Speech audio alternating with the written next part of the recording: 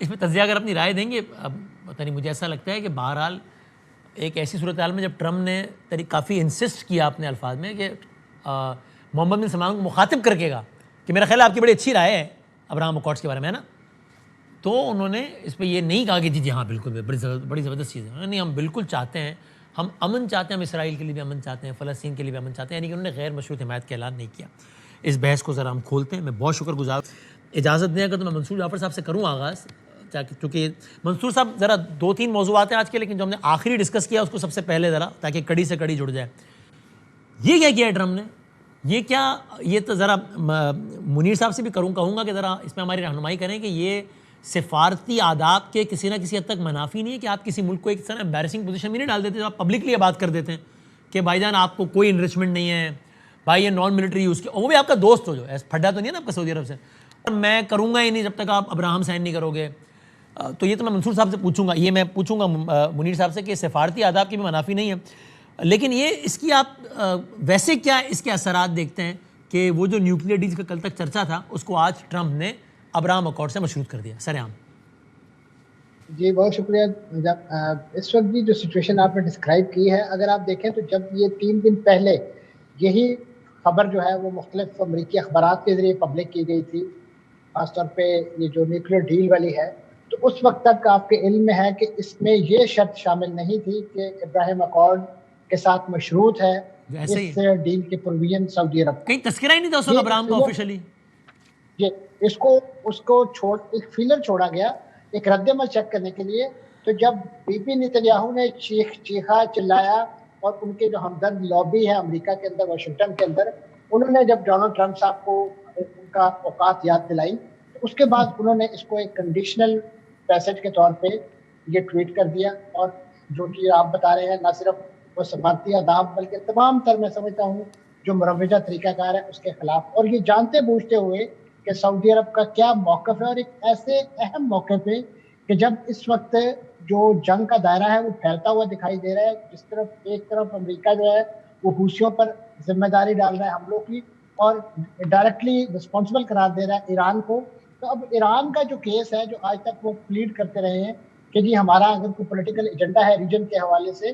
تو اس کی بھی ویراسٹی میں سمجھتا ہوں ایک بار کھل کے سامنے آئے گی کہ وہ کس لیے کر رہے ہیں۔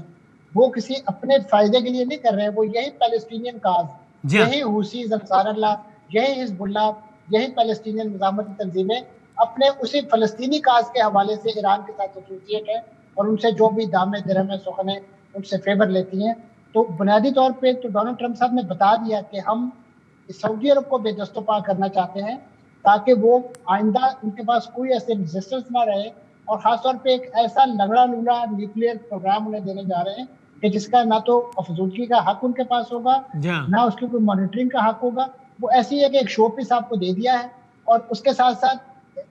اس نوعیت کی بات اس وقت چھیڑ کے انہوں نے ایران کا جو نیوکلیئر کے حوالے سے، افزودگی کے حوالے سے جو کلیم ہے، اس کو بھی ری انفورس کر دیا کہ ایران کو بھی حق ہونا چاہیے، اس کی درجہ بندی ہو سکتی ہے، تو 10% ہو، 5% ہو، 2% ہو، تو سول مقاصد کے لیے اس حق کو تو تسلیم کر لیا گیا ہے۔ تو لہٰذا ڈونلڈ ٹرمپ صاحب ابھی جو روز ایک ٹویٹ داغتے ہیں جس میں وہ کہتے ہیں آج نتنز کو ہم تباہ کر دیں گے، آج ہمارا B1 یہاں تباہی پھیر دے گا، B2 یہاں تباہی پھیر دے گا، اب ان کے پاس کون سا اخلاقی قانونی جواز رہ گیا ہے؟ اگرچہ نہ تو وہ کسی اخلاق کو مانتے ہیں نہ قانون کو، بین الاقوامی قانون اور اداروں کی جو دھجیاں بکھیر کے رکھ دی ہیں نا امریکہ نے۔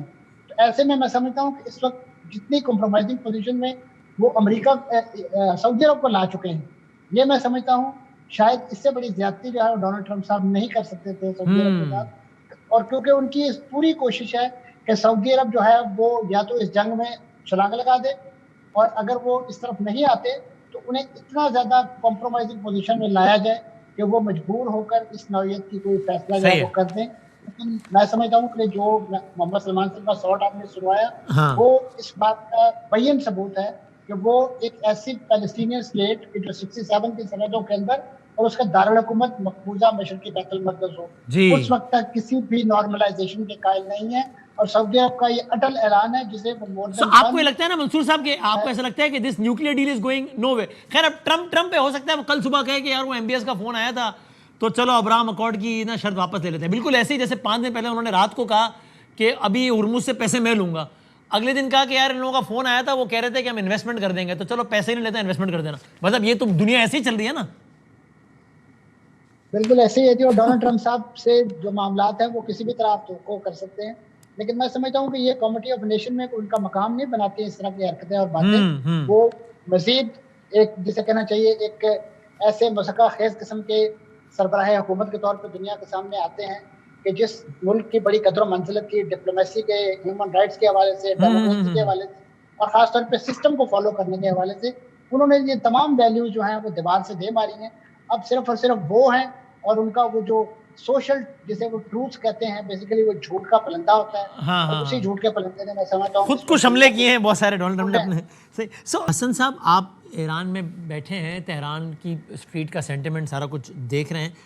وہاں سے کسی بھی سطح پر کوئی آفیشیل بیان یا کوئی فیل آیا ہے کہ یہ حوثیز کے ایپیسوڈ پہ کیا کہتے ہیں؟ یعنی اب کلیئر ہے نا کہ حوثیز اور سعودی عرب کا تو پڑ گیا ہے نا میچ. اب پاکستان نے بھی اپنی پوزیشن اس پہ واضح کر دی, اور امریکہ نے بھی کہا ہے کہ ہم حوثیز کی جانب سے حملہ ایران کی جانب سے حملہ سمجھیں گے. ایران نے اب تک کوئی موقف یا کوئی پوزیشننگ دی ہے کہ ہاں جی بالکل ہے, ہم اون کرتے ہیں اس کو, یہ ہے بالکل آپ نے ان کے ساتھ کیا ہے تو انہوں نے جواب دیا ہے, یا ہمارے کہنے پہ کیا ہے, یا لا تعلقی ہے, یا ایک خاموشی ہے؟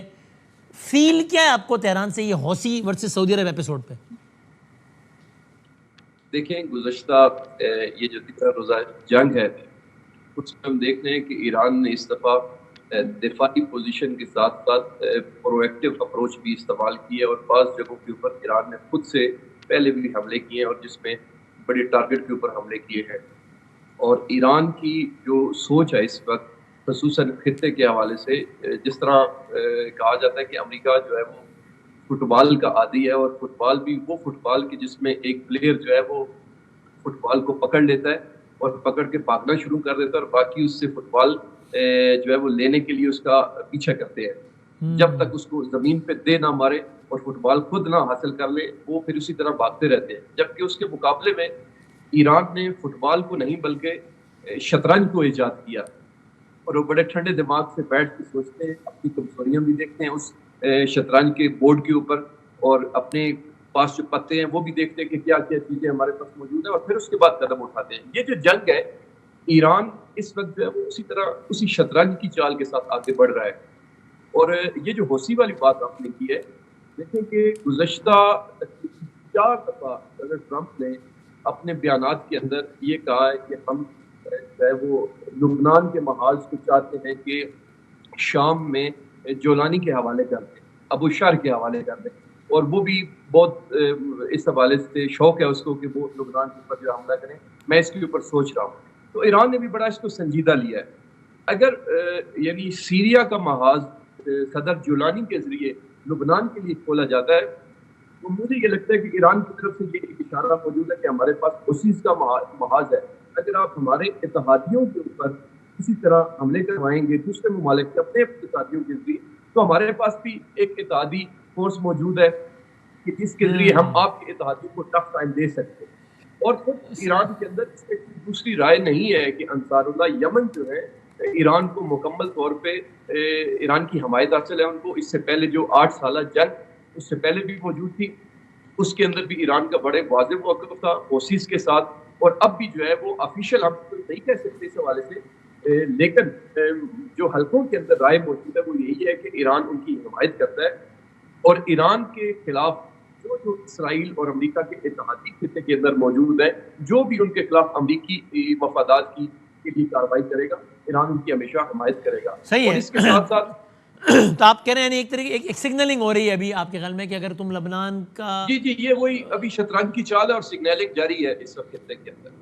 Let's see and let's hope کہ یہ چیزیں بہتری کی طرف جائیں. تھینک یو سر, بہت شکریہ. اس میں بات کرتے رہیں گے. ناظرین ظاہر ہے ایک آن گوئنگ ڈیولپنگ اسٹوری ہے جس کو ہم اپنے پروگرام میں شامل کرتے ہیں. منیر صاحب آئی ایم سو گریٹفل. منصور صاحب بہت شکریہ. حسن رضا نقوی صاحب بہت نوازش, بہت